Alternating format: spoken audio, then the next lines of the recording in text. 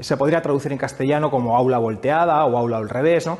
Es un modelo pedagógico, esto es importante señalarlo, no es una metodología, no es una tecnología educativa, es un modelo pedagógico que transfiere el trabajo de determinados procesos de aprendizaje que habitualmente se producen en el aula, los sacamos fuera del aula y utilizamos el tiempo de clase para realmente explotar al máximo el proceso de aprendizaje en el alumno. Dicho de otra manera, el Flipped Classroom es aplicar el sentido común a lo que es la educación en el siglo XXI. Es dejar de hacer cosas que las máquinas pueden hacer con nosotros para que el papel del profesor sea totalmente más relevante y la actividad del alumno sea mucho más rica. En la parte de arriba podemos ver tres botones de color amarillo donde se explica de una manera muy simple, muy metafórica lo que hace el profesor. ¿Qué hace el profesor en el aula? Básicamente explica algo, hay una actividad supuestamente de asimilación del aprendizaje por parte del alumno y luego lo que hay es un trabajo previo en el aula.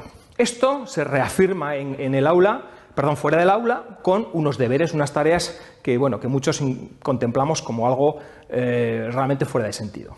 ¿Qué propugna el modelo Flip? Que esas tareas, esos trabajos que implican unos niveles cognitivos, como luego veremos en otras diapositivas, de orden inferior, puedan ser realizadas en casa mediante el uso de la tecnología. El exponente más claro del uso de la tecnología Flipped es el vídeo, ¿eh? Entonces luego veremos cómo los profesores fácilmente podemos generar o podemos localizar vídeos que ya están hechos y aprovecharlos.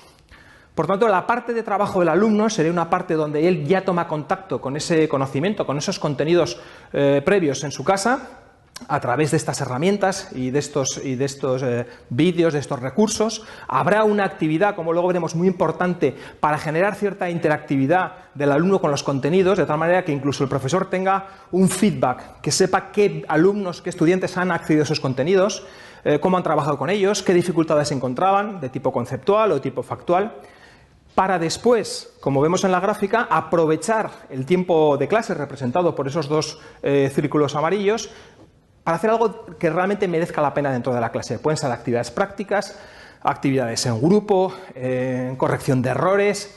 Es decir, apliquemos, como decía antes, el sentido común, hagamos que los alumnos puedan trabajar de una manera con vídeos cortos, con herramientas y con recursos fácilmente asumibles, todas esas tareas de orden inferior, si se quiere llamar, o de cognición de tipo inferior, para trabajar elementos, desde luego, mucho más enriquecedores.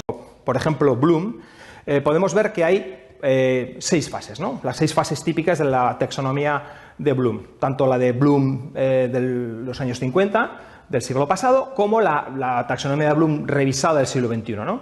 Recordar, comprender, aplicar, analizar, evaluar y crear. ¿Cuáles de estas tareas o cuáles de estos niveles de cognición podrían corresponder a un modelo Flipped Classroom? Claramente los primeros: recordar, comprender, incluso aplicar, serían esas actividades, esas tareas, esos procesos cognitivos de orden inferior que el alumno puede realizar en casa casi sin ayuda, si queremos decir, ¿no? Es decir, a través de unos buenos vídeos, de unas buenas herramientas. ¿Qué actividades, qué tareas trabajaríamos en clase realmente de orden superior? Pues todo lo que tiene que ver con el análisis, la evaluación personalizada, la evaluación formativa y también la creación de contenido que haría posible realmente la validación y la evaluación del aprendizaje.